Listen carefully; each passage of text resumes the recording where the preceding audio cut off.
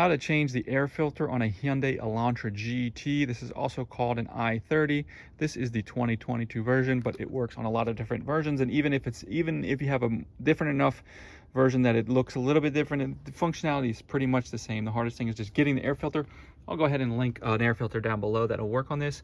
And all we're gonna do is we're gonna come in. This is the housing right here for it. So all we need to do is just pop these two clips free, and then it has these two notches here, one there and one in the back. But once we get these two clips undone, those will actually just slide out. So we're just gonna pop this here, pop this here, open this, and I'll show you over here. This just kind of slides out. It's a little bit hard to do this with one hand. And then our air filter is right under here. So then we can just pull our air filter right out from here. You can see underneath is the dirty side. So then we'll just put this, pull the new one out, drop the new one in. So I'm not gonna do this right now because this one is in pretty good shape. Slide everything back on. Make sure that these two things go in this.